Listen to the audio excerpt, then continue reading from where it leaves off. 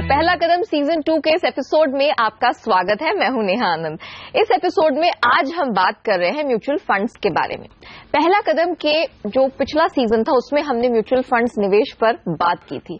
आज हम इस पे और विस्तार से बात करने वाले हैं।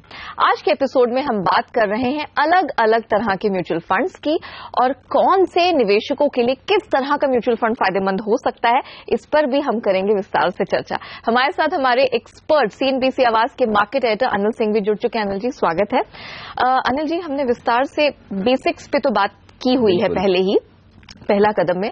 अब ये समझना जरूरी है कि कौन कौन से फंड्स अवेलेबल हैं, क्योंकि म्यूचुअल फंड हर कोई जानता है लेकिन उसके डेप्थ के बारे में, कैटेगरी के बारे में। तो जो पहली कैटेगरी है डायनेमिक इक्विटी ओरिएंटेड फंड, नाम बहुत भारी भरकम है।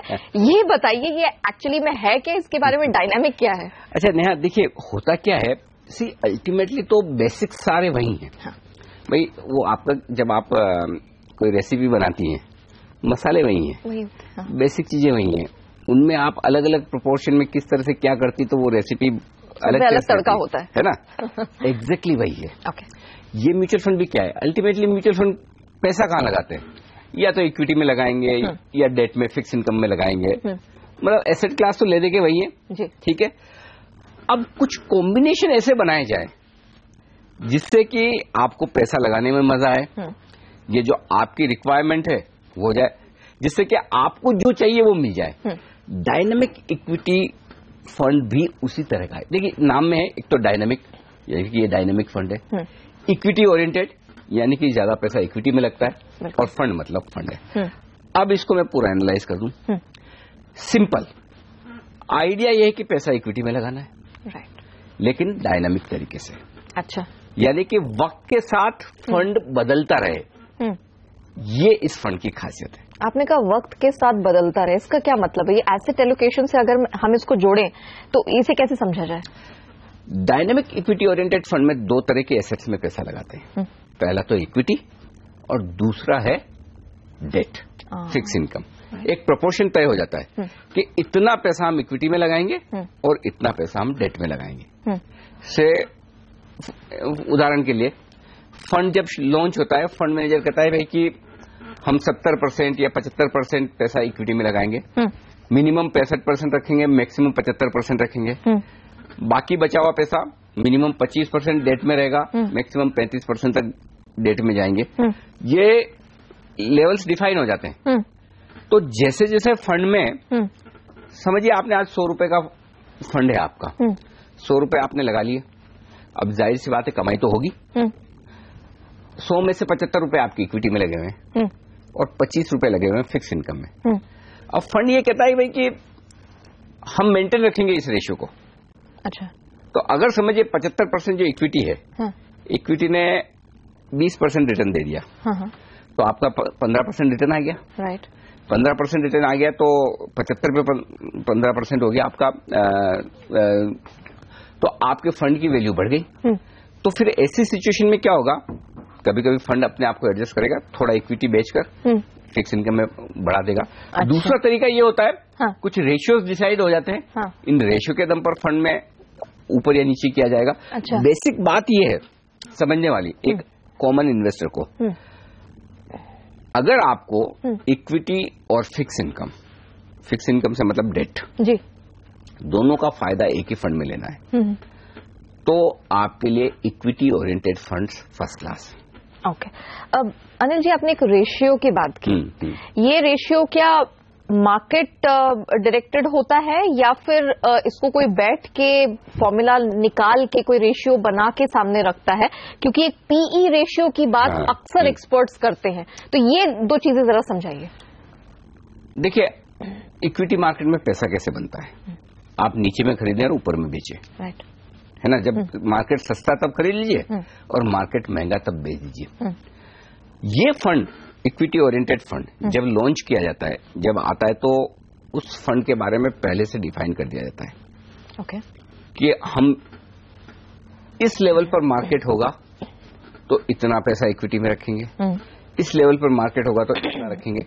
जैसे जैसे मार्केट नीचे जाएगा इक्विटी में हम पैसा बढ़ाएंगे जैसे जैसे ऊपर जाएगा हम कम करेंगे। तो ये रेशियो ये पहले से बताया जाता है, ये फंड का बेसिक स्ट्रक्चर होता है। ओके, इसको लिंक किया जाता है पी रेशियो से। तो मैं पी रेशियो पहले एक बार समझा दूं हमारे दर्शकों को, पी रेशियो क्या होता है। पी रेशियो का मतलब होता है price to earning ratio. Price to earning ratio, price मतलब किसी शेयर का प्राइस या निफ्टी या सेंसेक्स का प्राइस, ये तो हो गई प्राइस। दूसरा होता है अर्निंग्स, यानी कि कमाई। ओके, उस कंपनी की पर शेयर कमाई या निफ्टी की पर यूनिट कमाई।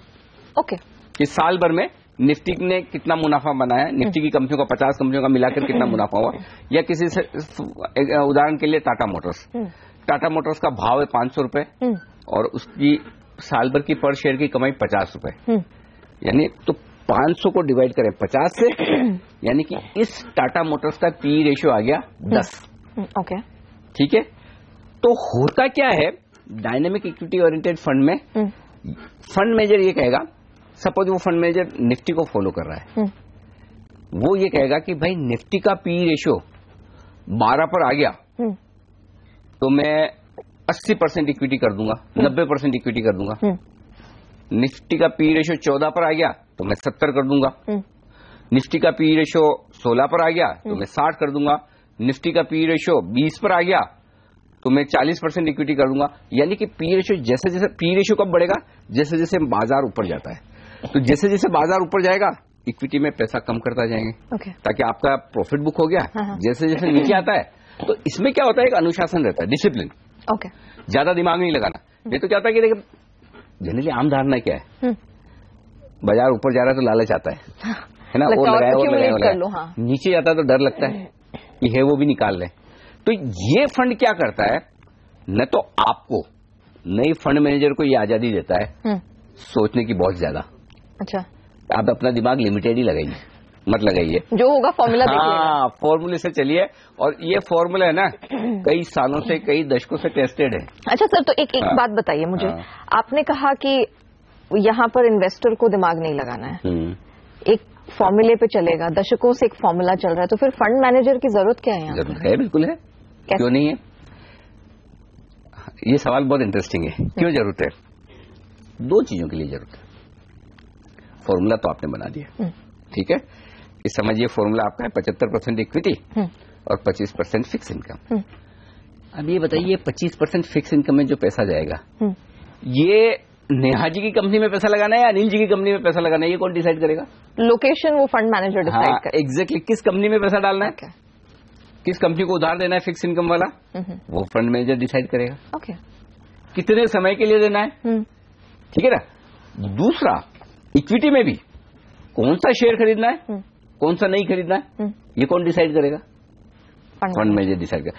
भाई उसको क्या कह रहे हैं हम, आप इतना ही एक्सपोजर रखिए इक्विटी में, लेकिन उस एक्सपोजर के बीच में आपको कौन सा शेयर खरीदना, कौन सा नहीं रखना है, किस कॉर्पोरेट डेट में आपको पैसा लगाना है, किस में नहीं लगाना है, ये तो उसी को डिसीजन लेना है। और खासतौर से तब देखिए, इसमें भी दो तरीके होते हैं। एक तरीका तो ये है कि भाई आप एसेट एलोकेशन जो फॉलो कर रहे हैं इस फंड में, सिंपल सीधा किसी इंडेक्स से लिंक कर दें, निफ्टी या सेंसेक्स से, समझे, निफ्टी या सेंसेक्स से लिंक कर दिया, फिर तो फंड मैनेजर को रोल और भी कम हो जाता है इक्विटी में। फिर तो उन्हें कोई दिमाग ही नहीं लगाना, जितना सेंसेक्स और निफ्टी के स्टॉक्स हैं उसी प्रोपोर्शन में उनको शेयर खरीदने बेच रहे हैं। लेकिन अगर ये हो कि नहीं भी इक्विटी का प्रोपोर्शन ये है और इस इक्विटी के प्रोपोर्शन में फंड मैनेजर अपनी मर्जी से शेयर चूज कर सकता है, तो फिर फंड मैनेजर का रोल होता है। तो इसलिए ये नहीं। अच्छा, एक और बात नहीं इसमें बताऊं मैं, क्या generally dynamic equity oriented fund में फंड मैनेजर एक नहीं होता। अच्छा, एक से ज्यादा होते हैं। ऐसा क्यों? दो होते हैं। क्यों? देखिए, ऐसा है कि हर आदमी तो रविचंद्रन अश्विन है नहीं कि अच्छी बॉलिंग भी कर ले, बैटिंग भी कर ले, फील्डिंग भी कर ले, या जडेजा नहीं है। तो कुछ अच्छे बैट्समैन होते हैं कोहली की तरह, कुछ अच्छे बॉलर्स होते हैं मोहम्मद शमी की तरह, तो फिर उनको आपको ऑलराउंडर्स मिलना थोड़े मुश्किल होते हैं, मिलते हैं ऐसा नहीं, तो अपने अपने एक्सपर्ट। हाँ, तो इसमें भी क्या है, आपको इक्विटी वाला भी चाहिए, आपको डेट वाला भी चाहिए, डेट वाला भी चाहिए। तो इसलिए जनरली क्या होता है कि जो फंड बनता है उसमें ये कह दिया जाए कि नेहा जी इसमें डेट का हैंडल करेंगी, आपका ये काम है, ये इतना पैसा आपका है, आप इसमें परफॉर्मेंस लाइए। अनिल जी इक्विटी हैंडल करेंगे, ये 2 फंड मैनेजर हो गए, 2 फंड मैनेजर अपने अपने क्राइटेरिया में काम करते रहेंगे। ताकि डेट वाला डेट की एक्सपर्टाइज रखेगा, इक्विटी वाला इक्विटी की एक्सपर्टाइज रखेगा। तो बहुत कम केसेस ऐसा होगा जिसमें एक ही फंड मैनेजर होगा। फंड मैनेजर जनरली 2 होंगे। अब क्योंकि अगर मुझे किसी कंपनी का शेयर अच्छा लगता है तो डेट फंड मैनेजर जरूरी नहीं कि उस कंपनी को उधार दे ही दे। हाँ, वो बोलेगा नहीं मुझे उधार देने के हिसाब से मुझे तो AAA रेटेड कंपनी चाहिए। मैं कहूंगा AAA रेटेड कंपनी में अगर मैं शेयर खरीदूंगा तो पैसा क्या बनेगा? ये तो ऑलरेडी निफ्टी का स्टॉक है, बड़ा स्टॉक है, सबको पता है कि मुझे तो TCS नहीं खरीदकर कोई सोनाटा सॉफ्टवेयर खरीदना है। तो लेकिन फिक्स इनकम वाला बोलेगा मुझे तो रिस्क नहीं लेनी। अब भाई आपका तो साल में 25-50% रिटर्न बन सकता है, मेरा कितना होता है? मेरा तो 8% पे लैंडिंग करनी है, 10 पे करनी है, 12 पे करनी है।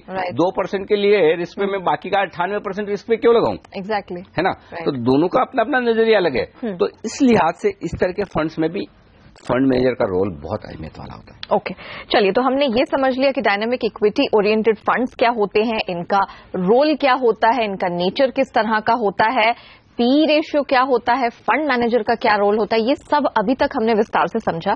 फिलहाल वक्त हो चला एक छोटे से ब्रेक का। जब हम ब्रेक के बाद लौटेंगे तब हम समझेंगे कि इस पे टैक्सेस कौन से लगते हैं, आपको टैक्स बेनिफिट्स किस तरह के हैं, और सबसे इंपॉर्टेंट कि क्या आपके लिए ये सूटेबल है कि नहीं। हम जानेंगे एक छोटे से ब्रेक के बाद।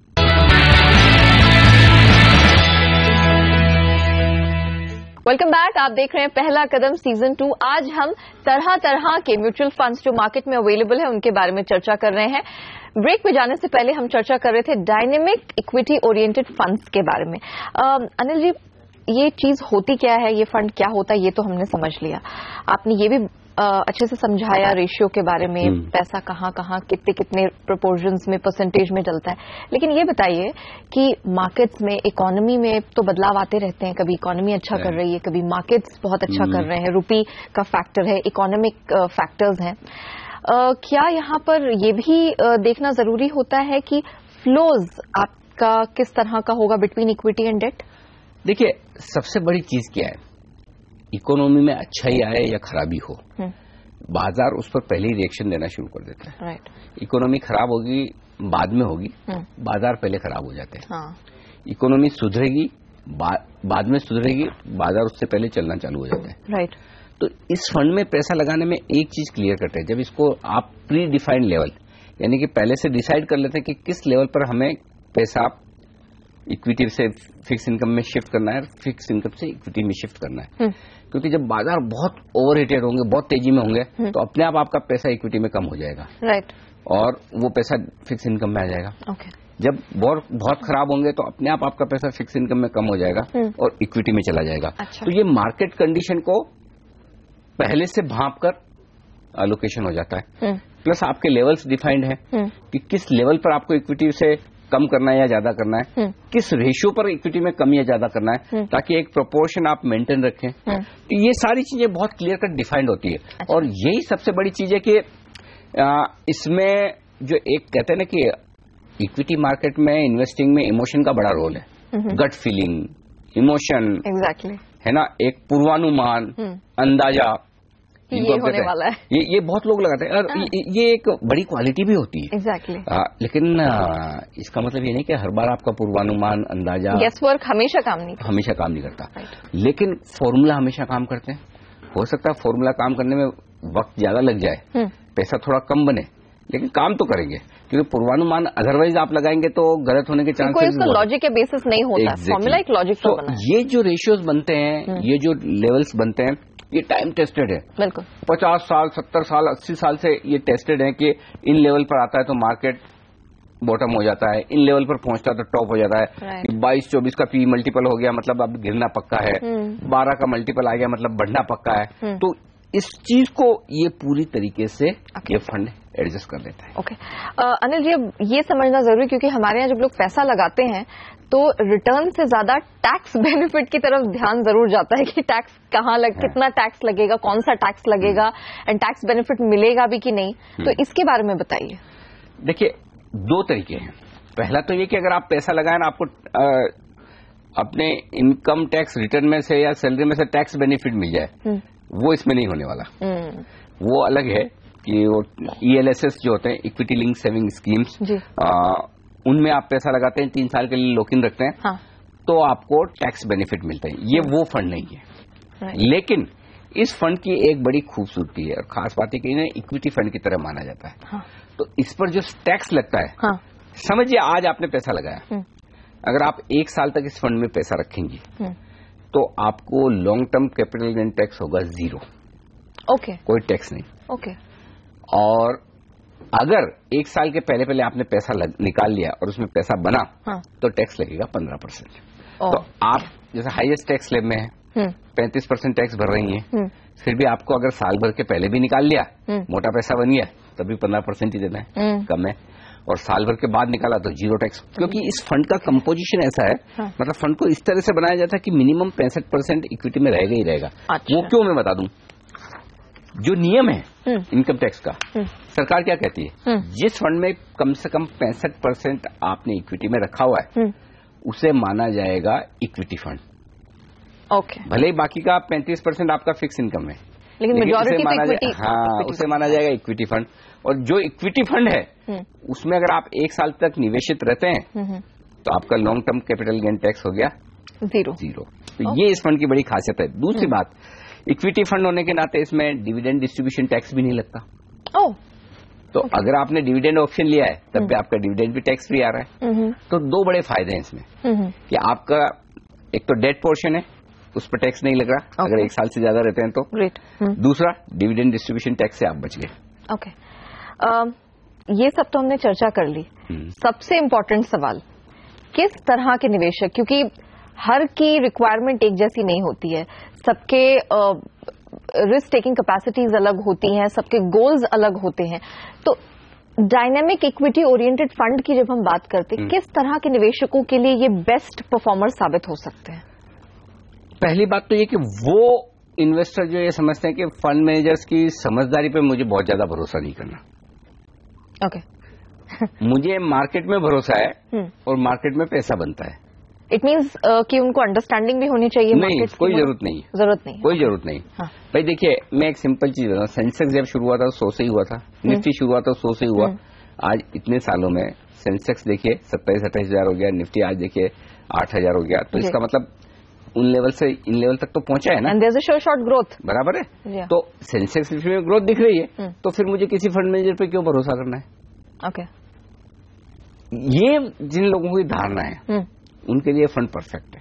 कि कोई फंड मैनेजर कहते हैं ना कभी गलत निकल जाए, मैंने तो सोचा था ये बहुत अच्छा काम करेगा, लेकिन उसने इतना अच्छा काम नहीं किया। तो ये डायनेमिक फंड क्या है, अपने आप डिसिप्लिन में रखते हैं फंड मैनेजर को कि कब आपको इक्विटी में पैसा बढ़ाना है, कब घटाना है, कब फिक्स इनकम में बढ़ाना घटाना है। तो पहली बात, जो लोग थोड़े कंजर्वेटिव टाइप के हैं, रिस्क कम लेना चाहते हैं कि भाई मुझे फंड मैनेजर पर भरोसा कम करना है, तो मुझे बहुत ज्यादा रिटर्न आए कि एकदम मैं बॉटम में खरीदूं कि जब निफ्टी 7,000 के नीचे तभी खरीदना है, 9,000 के ऊपर है तभी बेचना है। वैसा नहीं करने वाला फंड मैनेजर मुझे नहीं चाहिए भाई। ऐसा इतना 30 मार्क का नहीं चलेगा। कोई बात नहीं, मुझे ठीक ठाक सा रीजनेबल चलेगा, रिटर्न थोड़ा कम आया चलेगा। पहली बात, एक तो उनके लिए सबसे सुटेबल है।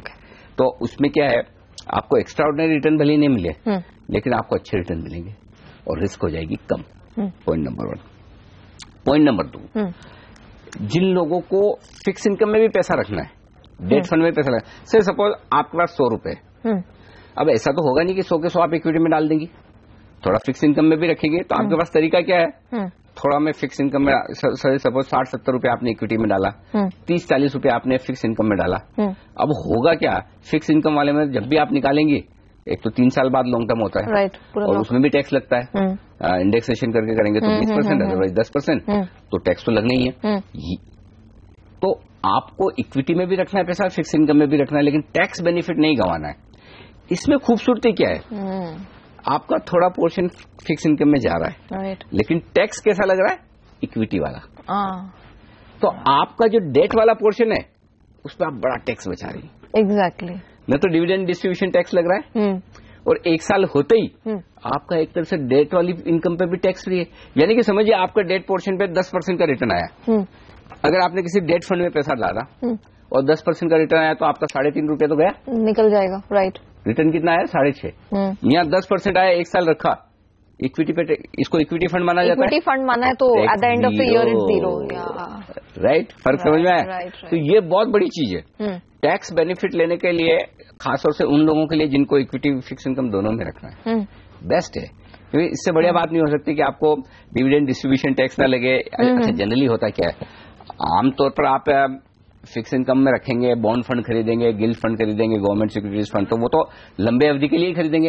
ऐसा तो है नहीं कि आपने आज लिया कल निकालना है, उसके लिए तो लिक्विडेशन अलग है। तो जो आप फिक्स इनकम में रखते हैं पैसा, साल भर से ज्यादा का व्यू वाला पैसा है, तो ये फंड ट्राई करना चाहिए। ओके। इसमें मैं एक चीज बताना चाहता हूँ, कुछ फंड्स के नाम है, बहुत ज्यादा फंड्स नहीं है। डायनामिक इक्विटी ओरिएंटेड फंड जी, एक है डीएसपी ब्लैक रॉक का dynamic asset fund, right, Kotak asset allocation fund और एसबीआई का डायनामिक एसेट एलोकेशन फंड। ये 3 फंड अच्छे हैं। अच्छा। जिन पर अगर कोई इस तरह के फंड में पैसा लगाने की सोच रहा है कि आपकी रिक्वायरमेंट को ये सूट करते हैं, हाँ, तो इन 3 फंड्स का पोर्टफोलियो निकाल कर देखिए, इनके साइट्स पर अवेलेबल है, किस तरह के शेयरों में, किस तरह के फिक्स इनकम इंस्ट्रूमेंट में इन्होंने पैसा लगाया, वो देखकर या फिर अपने फाइनेंशियल एडवाइजर की राय लेकर, हाँ, इन 3 फंड्स को आप कंसीडर कर सकते हैं। चलिए, जो 3 फंड्स आपको अनिल जी ने मेंशन किए, इस पर नजर रखिए, इस पे आप थोड़ा सा अपनी भी जांच पड़ताल करके पता लगा सकते हैं कि इसका परफॉर्मेंस कैसा है और फिर आप डिसीजन ले सकते हैं। वक्त हो चला एक छोटे से ब्रेक का। जब हम ब्रेक के बाद लौटेंगे तब हम कुछ जो डेट रिलेटेड फंड्स हैं, डेट मार्केट के डेट ओरिएंटेड फंड्स हैं, उनके बारे में चर्चा करेंगे, समझेंगे कि वो किस तरह से काम करते हैं और आप में से किस तरह के लोग हैं जिनके लिए उस वैसे टाइप के म्यूचुअल फंड सूटेबल हो सकते हैं। रुकते हैं एक छोटे से ब्रेक के लिए।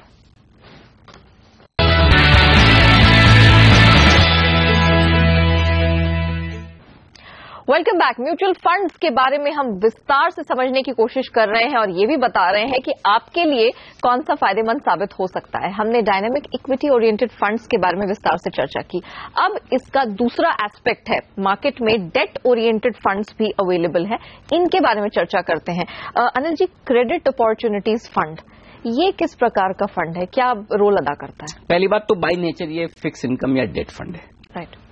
और जैसा कि नाम कहता है क्रेडिट अपॉर्चुनिटीज फंड। क्रेडिट का मतलब ये होता है कि उधार देना, अपॉर्चुनिटीज का मतलब है मौका, और फंड यानी फंड है ये। तो ये फंड क्या करता है कि उधार देने के मौके ढूंढता है। इंटरेस्टिंग। ठीक है, राइट। अब 2 तरीके हैं नेहा उधार देने के लिए। एक तो ऐसा है कि जिसे बैंक्स क्या करते हैं, बैंक्स के पास पैसा ही पैसा है, आप हम डिपॉजिट करवाते हैं, हर रोज शाम को पैसा बच जाता है। भाई ऐसा तो है नहीं कि जितना पैसा आज नेहा जी ने जमा करवाया उतना ही कोई सामने अनिल सिंह भी लेने के लिए आ गया, बचता है ना। कभी अनिल सिंह जी ज्यादा आ गए उधार लेने के लिए, नेहा जी ने डिपॉजिट कम करवाया, तो वो मिसमैच चलता है। इस मिसमैच को कैसे हैंडल करते हैं बैंक्स? इनके ऊपर एक आरबीआई, रिजर्व बैंक, शाम को जितना पैसा बैंक्स के पास एक्स्ट्रा है आरबीआई में जमा करा दो, जितना कम पड़ रहा है उतना ले लो, और उस पर एक पर्टिकुलर ब्याज दे दो,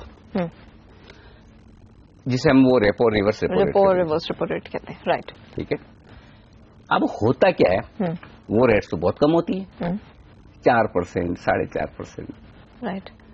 बैंक तो हमें डिपॉजिट पे 1 साल के 7% और 8% और 6% देते हैं, राइट। अब एक तरफ तो मेरी डिपॉजिट पे तो मुझे 6% ब्याज देना है, इधर तो 4% आ रहा है, तो इससे तो नुकसान कर रहे हो ना। लेकिन पैसा कैसे बनता है बैंक का? पैसा तब बनता है कि जब कोई अनिल सिंह भी उधार लेने जाए, बैंक बोलेगा मैं आरबीआई को 4% पे देता हूँ, वो आरबीआई है, भारत सरकार है, आपको तो 12 से कम में नहीं दूंगा, आपको 15 से कम नहीं दूंगा, आपकी जैसी वो कहते हैं औकात है उस हिसाब से चार्ज, उस हिसाब से आपको ब्याज लगेगा, राइट, है ना। हर आदमी का वो कहते हैं, हम अपन कहते हैं ना कि साहूकारी ब्याज अलग होता है, यानी कि आज रात को आप पैसा मांगो सुबह आपके लिए तैयार, राइट, तो उस पर ब्याज कम लगता है। और जिसको आपको नोटिस देना पड़े कि पैसे चाहिए, वो बंदा 7 दिन में दूंगा, 1 महीने में दूंगा, उस पर ब्याज आप ज्यादा लगाते हैं, एग्जैक्टली, ठीक है ना। तो ये क्रेडिट अपॉर्चुनिटी फंड इसी तरह का काम करता है।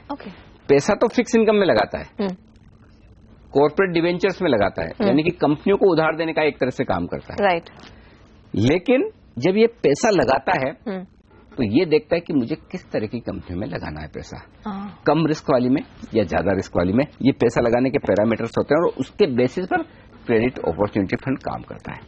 ओके ये बताइए कि इसमें आपने ये तो बता दिया कि पैसा ये लोग कहाँ कहाँ पर लगाते हैं, ये बताइए कि इसमें रिस्क फैक्टर किस तरह का है? देखिए, इसमें दो चीजें हैं। जैसा कि ये फंड जो पैसे लगाता है ना, वो ज्यादातर पैसा कंपनियों को उधार देने का काम करता है। कंपनियों को उधार देने का काम कमर्शियल पेपर्स होते हैं, राइट, डिवेंचर्स होते हैं, कंपनियों के बॉन्ड्स होते हैं, हो सकता है सीडीज जिसको सर्टिफिकेट ऑफ डिपॉजिट्स बैंक से इशू करते हैं, थोड़ा बहुत उसमें भी पैसा लगा सकते हैं। गवर्नमेंट सिक्योरिटीज जो भारत सरकार जारी करती है उसमें भी पैसा लगा सकते हैं। तो अल्टीमेटली डेट मार्केट या फिक्स इनकम मार्केट के जितने प्रोडक्ट्स हैं उनमें सब में ये पैसा लगाता है। लेकिन इस फंड का काम क्या है? इस फंड का काम ये है कि आपको ज्यादा ब्याज पर कहां पैसा लगाने का मौका मिल रहा है, ओके, वो मौके ढूंढना। ओके, तो इनको क्या चाहिए? तो एक ऐसा आदमी आए मुसीबत में, और मुसीबत में तो पैसा तुरंत चाहिए, तो क्या होगा? ज्यादा ब्याज पे देगा वो। एग्जैक्टली। तो ये ऐसे मौके ढूंढते हैं। ओके। और एक सिंपल चीज है, अपने को कहते हैं ना, high risk high return, low risk low return. Right. तो क्रेडिट अपॉर्चुनिटी फंड इसी फंडामेंटल पर काम करता है। ओके, तो एक तरह से इनकी स्ट्रैटेजी यही होती है। हाँ, हाई रिस्क हाई रिटर्न वाला। तो इसका मतलब साफ है, जब आपको कमाई ज्यादा करनी है तो रिस्क भी थोड़ी ज्यादा देनी पड़ेगी। ब्याज ज्यादा वो आदमी देगा जो कड़का ज्यादा है, है ना? भाई जिसके पास पैसा है उसको क्या पड़ी है, बोला आपको देना दो। ये एक बैंकिंग सिस्टम की बड़ी दिक्कत है यहाँ। क्या होता है, वो कहते हैं कि बैंक्स जिनको उधार देना चाहते हैं वो लेना नहीं चाहते हैं, और जो लेना चाहते हैं उनको देते नहीं है, उनको बैंक देना नहीं चाहता। ये मिसमैच है। लेकिन अल्टीमेटली करना क्या है, धंधा तो यही है, करना ही पड़ेगा। सेम इसी तरह से ये फंड भी एक ही काम करता है कि जिन लोगों को उधार लेना है और लेना ही लेना है वहां मौका ढूंढना है। ऐसा लगता है कि जैसे भाई कोई एक कंपनी है, उसका बिजनेस मॉडल ठीक है, परफेक्ट है, उसको शॉर्ट टर्म कुछ दिक्कतें हैं, 4-6 महीने की, 3 महीने की, साल भर की। और अगर क्या कई बार होता है ना कि कुछ दिक्कतें तो ऐसी होती है कि सरकार के रूल्स रेगुलेशन चेंज हो गए, हाँ, वो आउट ऑफ द बॉक्स निकल के आ गया, कुछ नहीं कर सकते। कुछ दिक्कतें पैसे की होती है, राइट, जो पैसे से पूरी की जा सकती है। कि कहीं से पैसा आना था, अटक गया। अगर किसी कंपनी को 3-6 महीने के लिए पैसा मिल जाए, अल्टीमेटली कहीं से आना है, आ ही जाएगा, काम निकल गया, कंपनी भागने लगेगी। एग्जैक्टली। तो ये फंड ऐसी कंपनियां ढूंढते हैं जो शॉर्ट टर्म में मुसीबत में है, दिक्कत में है, और पैसा उनको चाहिए। अगर उन्हें समय से पैसा मिल गया तो ये कंपनियां चल जाएगी, डूबेगी नहीं, और जैसे ही माहौल ठीक हुआ तो इनमें बड़ा पैसा बनेगा। तो रिस्क इनमें ज्यादा इसलिए कि ऊंचा रिटर्न कमाने के लिए थोड़ी सी ज्यादा रिस्क लेकर वो ऐसी कंपनियों में पैसा लगाते हैं। तो अनिल जी, ये बताइए, जिस तरह की स्ट्रैटेजी आपने बताई इन फंड्स में इन्वॉल्व है, डिफॉल्ट भी उस तरह का होगा इसमें? बिल्कुल हो सकता है, क्यों नहीं हो सकता। ओके, देखिए, पैसा उधार देने में ये रिस्क हमेशा है। आप कितने ही सोच समझ कर दें, कितने ही मानकर चलें कि भाई सब कुछ हम ठीक समझ के दे रहे हैं कि ये ऐसा होगा वैसा होगा, लेकिन देखिए कई बार ये होता है ना कि कंपनी या आदमी बुरे नहीं होते, सिचुएशन बदल जाती है या सिचुएशन बुरी हो जाती है। तो ऐसी सिचुएशन में कभी ऐसा हो सकता है कि कंपनियां डिफॉल्ट कर जाए। जिन कंपनियों में इन फंड ने पैसा लगाया है वो पैसा वापस ही ना आए, या आए तो पूरा ना आए, या आए तो बहुत देर से आए। ये अलग अलग तरह की रिस्क है। नहीं आना, कम आना, देर से आना, रुक रुक कर आना, लीगल मुकदमेबाजी होकर आना। तो जो लोग क्रेडिट अपॉर्चुनिटी फंड में पैसा लगाते हैं उन्हें ये बहुत अच्छे तरीके से समझना चाहिए कि भाई ये रिस्क हमेशा इनमें रहेगी। इस रिस्क के बगैर ये फंड नहीं चल सकते, क्योंकि फंड का बेसिक आइडिया ही यही है कि रिस्की पैसा लगाना है। एक मतलब जहां थोड़ा सा रिटर्न ज्यादा मिल जाए और उस हिसाब से आप रिस्क लेकर पैसा लगाए, तो इसमें डिफॉल्ट के खतरे दूसरे फंड के मुकाबले में ज्यादा होता है। एक नॉर्मल बॉन्ड फंड हुआ, जैसे हम जब फिक्स इनकम में पैसा लगाते हैं तो सबसे सेफ किसको मानते हैं? Government securities fund, G-sec fund, क्योंकि आप हिंदुस्तान की सरकार को उधार दे रहे हो, तो मान सकते हैं कि हिंदुस्तान की सरकार तो नहीं डूबेगा नहीं। अरे वो डूब गई तो फिर तो सभी डूबना है। आप हिंदुस्तान में फिर तो कुछ कर ही नहीं सकते, है ना? राइट। तो सरकार के डूबने के चांसेस सबसे कम होते हैं, और यही वजह कि आप जीसेक को सबसे सेफ मानते हैं। उसके बाद आपका कोई बॉन्ड फंड या इनकम फंड आ गया, फिर शॉर्ट टर्म फंड है, लिक्विड फंड है, इन सबको आप सेफ मानते हैं। इन सब कैटेगरी में सबसे ज्यादा रिस्की फंड अगर कोई है तो वो क्रेडिट अपॉर्चुनिटी फंड है। तो क्या जो बाकी डेट ओरिएंटेड फंड्स हैं और जो क्रेडिट अपॉर्चुनिटी फंड है उसमें क्या यही एक बेसिक डिफरेंस है? ये और भी सबसे बड़ा डिफरेंस है रिस्क का। जनरली आप किसी भी डेट फंड में पैसा क्यों लगाते हैं? सेफ्टी के लिए, सिक्योरिटी, राइट, है ना? हाँ। भाई हिंदुस्तान में सबसे ज्यादा लोग एफडी करवाते हैं बैंक की। एफडी क्यों कराते हैं? कि भाई मुझे पता है बैंक डूबेगा नहीं, मैं सेफ हूं, पैसा सेफ है। खुदा न खास्ता बैंक डूब गया तो भी एक लिमिट तक तो सरकार हमेशा कोशिश करती है कि बैंक के एफडी वालों को पैसा मिल जाए, राइट, ठीक है ना? या किसी मजबूत बैंक के साथ मर्जर हो जाएगा। अल्टीमेटली आदमी का पैसा जनरली हिंदुस्तान में आज तक डूबा नहीं हो, बहुत कम केस छोड़ के। सारे बैंक और सरकारी बैंक में तो कभी डूबता नहीं। तो मैं फिक्स इनकम में पैसा इसलिए लगाता हूं कि मेरा पैसा सेफ रहे, एफडी में इसलिए लगाता हूं। लेकिन एफडी में जितनी आप सेफ्टी में जाएंगे उतना रिटर्न कम है। भाई हर बैंक की एफडी की रिटर्न में डिफरेंस क्यों है? एसबीआई जो ब्याज देता है और कोई कोऑपरेटिव बैंक का ब्याज है उसमें फर्क क्यों है? एसबीआई देगा कम, कोऑपरेटिव बैंक देगा ज्यादा। इसका मतलब बैंक की भी आपस में रिस्क है। एग्जैक्टली उसी तरह से कंपनी भी की आपस में रिस्क है। और इसी लिहाज से क्रेडिट अपॉर्चुनिटी फंड जब ज्यादा रिस्की कंपनी में पैसा लगाता है तो वहां रिस्क भी ज्यादा होती है, रिटर्न भी ज्यादा आने के चांस बनते हैं। ओके, चलिए, तो हमने ये तो समझ लिया कि डेट ओरिएंटेड फंड्स में जो क्रेडिट अपॉर्चुनिटी फंड है इसका रोल किस तरह का है। अगर आप अच्छी कमाई करना चाहते हैं, रिटर्न्स ऊंचे चाहते हैं और रिस्क उठाने का भी आप जज्बा रखते हैं, हिम्मत रखते हैं, तब तो ये फंड आपके लिए ठीक है। लेकिन अगर आप बहुत ज्यादा रिस्क नहीं लेना चाहते हैं तो उस लिहाज से भी बहुत सारे डेट ओरिएंटेड फंड्स हैं जो मार्केट में अवेलेबल हैं। फिलहाल वक्त तो चला एक छोटे से ब्रेक का। जब हम ब्रेक के बाद लौटेंगे तब हम समझेंगे कि किस तरह की क्वालिटी, किस तरह के रिटर्न के और जो डेट ओरिएंटेड फंड्स है वो अवेलेबल है और आपके लिए क्या सूटेबल है, ये भी हम जानेंगे अनिल जी से थोड़ी ही देर में।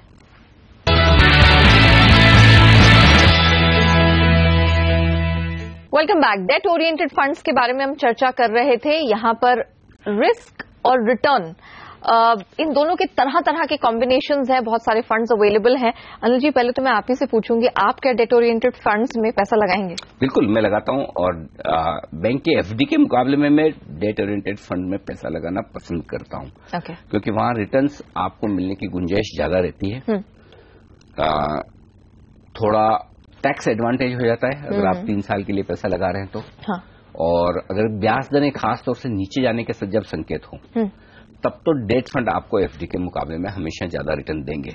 और हिंदुस्तान में आगे पीछे ब्याज दरें कम होना तय है। बिल्कुल। तो ये कॉम्बिनेशन है जो डेट फंड में पैसा लगाने के लिए बिल्कुल आपके लिए सही माहौल देते हैं। ओके, ये तो आपने बताया। अब ये भी बता दीजिए कि किन किन तरह के वर्ग के लोग इसमें पैसा लगा सकते हैं और इसकी टाइमिंग क्या होगा? अगर मुझे डेट ओरिएंटेड फंड में पैसा लगा तो कब?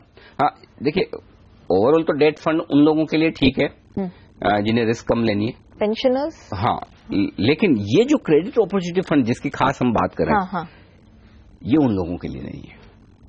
प्रिसाइसली, ये उन लोगों के लिए है अग्रेसिव प्लेयर्स जो होते हैं, डेट में भी अग्रेसिव होना चाहते हैं। पॉइंट, ठीक है। तो डेट में एग्रेसिव जो लोग होना चाहते हैं उनके लिए क्रेडिट अपॉर्चुनिटी फंड है। क्यों? क्योंकि अगर आप एक नॉर्मल डेट फंड में पैसा लगाएंगे तो शायद आपको 9-10% के आसपास का सालाना रिटर्न बने। लेकिन मैं ये कहूं कि नहीं, मुझे इतने से काम नहीं चलेगा, मुझे 14-15%, 12% इससे ऊपर रिटर्न चाहिए। तो फिर आपको इस तरह के क्रेडिट अपॉर्चुनिटी फंड में जाना पड़ेगा। तो अगर आपका सवाल पहले ये होता कि डेट फंड में पैसा लगाएंगे, जो मैंने हाँ कहा, और अगर आप ये पूछती कि क्या आप क्रेडिट अपॉर्चुनिटी फंड में पैसा लगाएंगे, तो मैं, जैसे आप ये मान सकते हैं कि थोड़ी बहुत समझ है म्यूचुअल फंड की, तब भी मैं ये कहता कि नहीं, मैं नहीं लगाऊंगा। क्यों नहीं लगाऊंगा? उसका एक रीजन है। जनरली हम फिक्स इनकम में पैसा किस लिए लगाते हैं? कि सेफ्टी देखते हैं, सेफ रहे। तो वहां पर सेफ्टी फर्स्ट है, रिटर्न्स लेटर। इक्विटी में जब आप पैसा लगाते हैं तो रिटर्न्स पहले देखना है, सेफ्टी तो इक्विटी में होती नहीं है, वो तो माइंडसेट ही अलग है। ठीक है ना? तो मुझे अगर रिस्क लेनी है मैं इक्विटी में ज्यादा लूंगा, फिक्स इनकम में कम लूंगा। क्योंकि होता क्या नेहा, इसमें क्या समझिए, मैंने टाटा स्टील को उधार दिया पैसा, डिवेंचर खरीदे फंड में, तो 10% का रिटर्न आएगा। लेकिन कोई दूसरी छोटी मोटी स्टील कंपनी को उधार दिया तो 15% रिटर्न आएगा। ठीक है। अब 5% की एडिशनल कमाई करने के लिए क्या मैं अपने 100 रुपए पूरे के पूरे दाव पे लगा दूं? कल को वो कंपनी डूब गई, डिफॉल्ट हो गई, डिले कर दिया तो यहां पर ये रिस्क है। तो इसलिए इस तरह के फंड्स में सिर्फ उन्हीं लोगों को पैसा लगाना चाहिए जिनकी रिस्क लेने की ताकत बहुत ज्यादा है, और जो फिक्स इनकम में भी रिस्क लेके करना चाहता है, ऐसे लोगों की कमी नहीं है, बहुत है, और इसीलिए ये फंड चल रहे हैं बेशक, और इसीलिए खराब से खराब कंपनियों को भी पैसा मिल जाता है ना। Right. तो ये उन लोगों के लिए, लेकिन इस तरह के फंड्स की टाइमिंग बड़ी इंपॉर्टेंट होती है कि कब लगाना चाहिए। एग्जैक्टली तो वही मैं अब समझना चाह रही थी कि क्या टाइमिंग हो, एंड प्लस ये भी कि कौन कौन से फंड्स अभी मार्केट में अवेलेबल हैं। नया एक इंटरेस्टिंग बात बताऊं आपको, 2008 का जब सब प्राइम संकट हुआ था दुनिया में, अच्छा ये पूरी दुनिया में बड़े अलग अलग तरह की चीजें ट्रेड होती है। That's right. हाँ, एक तरह की जो चीज ट्रेड होती है वो होती है कि डिफॉल्ट की प्रोबेबिलिटी क्या है, उसकी भी ट्रेडिंग होती है। ओके। कि कोई कंपनी या कोई देश डिफॉल्ट कर जाएगा, इस पे ट्रेड इसकी संभावना पे भी ट्रेड होते हैं। Brilliant. इसको डिफॉल्ट फ्यूचर्स कहते हैं। Okay. ठीक है। तो 2008 का जो संकट हुआ था उस समय ये डिफॉल्ट वाले फ्यूचर्स 20-25% डिस्काउंट पे ट्रेड कर रहे थे। They must be green at that time. तो अगर आपकी रिस्क लेने की ताकत है, आपको थोड़ी बहुत भी समझ है, जो कि हमें नहीं होती है, आमतौर पर एक फंड मैनेजर को होती है और उनका ट्रैक रिकॉर्ड रहता है, वो सब बहुत सारे जंक बॉन्ड्स में पैसा लगाते हैं, यानी कि एकदम कचरा जिसे कहते हैं, वो 20-25-30% सस्ते उन्हें मिलते हैं और वो लेने के बाद उनका मोटा पैसा बनता है। तो अगर इस तरह के क्रेडिट अपॉर्चुनिटी फंड में पैसा लगाना है तो इसका सबसे सही समय ये होता है कि जब बड़ा वो त्राही मची हो, केओस, बुरा हाल, इकोनॉमी की हालत खराब है, क्या इससे खराब क्या होगा, जब आपके दिमाग में ये चीज आए ना तब उसमें पैसा लगाना चाहिए। अच्छे पीरियड में पैसा लगाने में एक बात हो सकती है कि अच्छे माहौल के साथ कंपनियां रिवाइव कर जाए, वो एक संभावना होती है, लेकिन मोटा पैसा अगर आपको फिक्स इनकम में बनाना है क्रेडिट अपॉर्चुनिटी फंड में, तो ये वो सही समय है। Okay. दूसरी बात जो आप कह रहे थे किस तरह के फंड्स है, तो वैसे हिंदुस्तान में बहुत ज्यादा फंड नहीं, लेकिन 3-4 बड़े फंड हाउसेस के जो फंड है, ये मैं रिकमेंड नहीं कर रहा हूँ, इनमें नाम बताना चाहता हूँ कि देखिए एक तो डीएसपी ब्लैक रॉक है, इनका इनकम अपॉर्चुनिटी फंड है, राइट, ये आपने मेंशन किया। एक HDFC corporate debt opportunity fund है, ये देखा जा सकता है। कोटक का है एक इनकम अपॉर्चुनिटी फंड, और रिलायंस का रेगुलर सेविंग फंड्स है। ये कुछ एक फंड्स हैं जो इस तरह की अपॉर्चुनिटीज में पैसा लगाते हैं, लेकिन आप मुझे पर्सनली पूछेंगी तो मैं अवॉइड करूंगा, क्योंकि मेरा सोचना सिंपल है कि मुझे रिस्क लेके पैसा लगाना ही है, तो मैं इक्विटी में क्यों न लगाऊं। हाँ, इसमें एक ही चीज जो जाती है इन्वेस्टर्स के फेवर में, वो कि अगर आपको फिक्स इनकम में पैसा थोड़ा सा बड़ा करना है, रिटर्न बड़ा करना है, तो इस फंड में पैसा लगाइए, लेकिन अपना ओवरऑल जो पोर्टफोलियो है उसका बहुत छोटा हिस्सा। ओके। है ना, कभी कभी क्या होता है कि मुझे रिस्क लेनी है लेकिन मैं थोड़े से पैसे पे रिस्क लूंगा। सपोज मेरी 100 रुपए की सेविंग है, तो मैं 2, 3, 5 रुपए, 10 रुपए तक की रिस्क ले सकता हूँ। जिस समझिए मैंने 100 में से 10 रुपए इस फंड में लगाए, अब 10 रुपए में से बन गया तो 3-4 रुपए का रिटर्न आ सकता है, 2 रुपए का रिटर्न आ सकता है। नहीं तो कभी खराब हो गया तो रिटर्न नहीं आया, तो फिर तो या आ गया तो 1-8 रुपए का आ भी गया, तो मेरा ओवरऑल पोर्टफोलियो पे ज्यादा असर ना आए, तो थोड़ा चांस लेने वाली बात हो सकती है। तो मुझे कॉन्स्टेंटली इसको रिव्यू करते रहना होगा या अपने फाइनेंशियल प्लानर से बात करते रहनी चाहिए? मेरे ख्याल से एक बार फंड से अल्टीमेटली इसमें है ना, इस फंड में सबसे ज्यादा अहमियत है फंड मैनेजर की। वो किस तरह की कंपनियों को उधार दे रहे हैं एक तरह से, तो उनकी समझ पर भरोसा करना बहुत जरूरी है। तो अगर वो ये ना कि अगर जोकी मजबूत होगा तो घोड़ा दौड़ लेगा, है ना। अगर जोकी ने दाव ही गलत घोड़े पे लगाया है तो फिसड्डी रहने वाला है। इसलिए इस वाले फंड में फंड मैनेजर्स की काबिलियत की बहुत अहमियत होती है, तो वो देखकर पैसा लगाना चाहिए। ओके अनिल जी, हमने ये तो समझ लिया बहुत विस्तार से dynamic oriented, equity oriented funds के बारे में भी और डेट फंड्स के भी बारे में। इन दोनों में अब डिफरेंस जरा एक बार हाईलाइट कर दीजिए। क्रेडिट अपॉर्चुनिटी फंड और डायनेमिक इक्विटी ओरिएंटेड फंड, जो दो आज हमने बातचीत की। देखिए, डायनेमिक इक्विटी ओरिएंटेड फंड बहुत ही कंजर्वेटिव का मतलब क्या है, जो सावधानी से निवेश करने वाले लोग हैं, जिनको इक्विटी का कमाई तो चाहिए लेकिन ज्यादा रिस्क नहीं लेनी है, राइट, ये उन लोगों के लिए। फिक्स इनकम में पैसा वो लोग लगाते हैं जिन्हें बिल्कुल ही रिस्क नहीं लेनी लाइफ में, प्राइमरी उनके लिए सेफ्टी है। हाँ, एकदम सेफ्टी चाहिए, पैसा कम आए ज्यादा है, वो कहते हैं ना कि return on capital is less important then return of capital. Exactly. जिसको पैसा दिया वो आ जाए, हाँ। वो ज्यादा इंपॉर्टेंट है। पैसे पे कितना पैसा बन रहा है वो इंपॉर्टेंट नहीं है। Exactly. तो उन लोगों के लिए डायनामिक इक्विटी ओरिएंटेड फंड ठीक है, जिन्हें फिक्स इनकम में कम रिटर्न से काम चल जाएगा। इक्विटी में पैसा चाहिए, रिटर्न चाहिए, लेकिन थोड़ा कम आए तो चल जाएगा। तो मतलब शांत संतोषी लोग जो होते हैं, जिन्हें जिंदगी में ज्यादा उठापटक नहीं करनी, थोड़ा पैसा ठीक ठाक बन गया, पीस ऑफ माइंड, हाँ, वो वैसे ही सुखी रहने वाले, वैसे लोगों के लिए। क्रेडिट अपॉर्चुनिटी फंड ये उछल कूद करने वालों के लिए, जिन्हें मतलब है ना वो पैसा बनाने से ज्यादा ना पैसा बनाने की किक लगती है। हाँ। कि देखे मैंने एकदम सही टाइम पे इस फंड में पैसा डाला, मेरे को पता था कि ये कंपनी रिवाइव हो जाएगी, ये बड़ी एनर्जेटिक एडवेंचरस टाइप के लोग होते हैं, इकोनॉमी रिवाइव हो जाएगी। ये इस तरह की सोच रखने वाले एग्रेसिव इन्वेस्टर, वो भी फिक्स इनकम वाले। ऐसे एग्रेसिव इन्वेस्टर इक्विटी में तो पता नहीं क्या कमाल कर जाए। Exactly. लेकिन फिर भी अगर इसमें एक ही सबसे बड़ी चीज है यहाँ, वो ये कि आपका फंड मैनेजर मजबूत होना चाहिए, सही होना चाहिए, जिसकी जबरदस्त पकड़ हो इकोनॉमी पर, जिसकी जबरदस्त पकड़ हो कंपनी पर, और उसको पता है वो किसको उधार दे रहा है, क्या दे रहा है, और पैसा कब और कैसे वापस आएगा, वो आपको अच्छा पैसा बना। देखिए क्रेडिट अपॉर्चुनिटी फंड में पैसा बनता तो बड़ा बनता है, ऐसा नहीं कि नहीं बनता, बड़ा बनता है, इसीलिए लोग लगाते हैं पैसा। भाई फंड है, कोई तो लगा रहा है, तभी फंड है ना। तो वो हाई रिस्क हाई रिटर्न वाले एग्रेसिव इन्वेस्टर्स के लिए क्रेडिट अपॉर्चुनिटी फंड है। फॉर्चुनेटली अनफॉर्चुनेटली कुछ भी कहे, मैं तो इस उम्र में इतनी रिस्क लेता नहीं। अगर कोई यंग इन्वेस्टर्स हैं और उन्हें लगता है कि भाई हाँ थोड़ा बहुत अपने पोर्टफोलियो का एक छोटा पोर्शन उसमें डाला जा सकता है, गलत नहीं है, डालना चाहिए। 1.3 बिलियन की पॉपुलेशन है, काफी यंग पॉपुलेशन है, तो वो रिस्क डेफिनेटली लेना चाहेंगे, अच्छी खासी एपेटाइट है। और इंटरेस्टिंग बात ये लगी कि डिस्पाइट कि एक फॉर्मूला है, एक स्ट्रैटेजी है, फिर भी फंड मैनेजर का जो रोल है बहुत इंपॉर्टेंट है। तो आप फंड चूज करें इससे पहले आप अपना फंड मैनेजर चूज कर लीजिए। अनिल जी बहुत शुक्रिया हमारे साथ जुड़कर ये पूरी डिटेलिंग देने के लिए। तो पहला कदम सीजन 2 के इस एपिसोड में आज इतना ही। अगले हफ्ते हम फिर हाजिर होंगे एक नए टॉपिक के साथ। फिलहाल हमें दीजिए इजाजत, लेकिन आप बने रहिए, देखते रहिए CNBC आवाज। नमस्कार।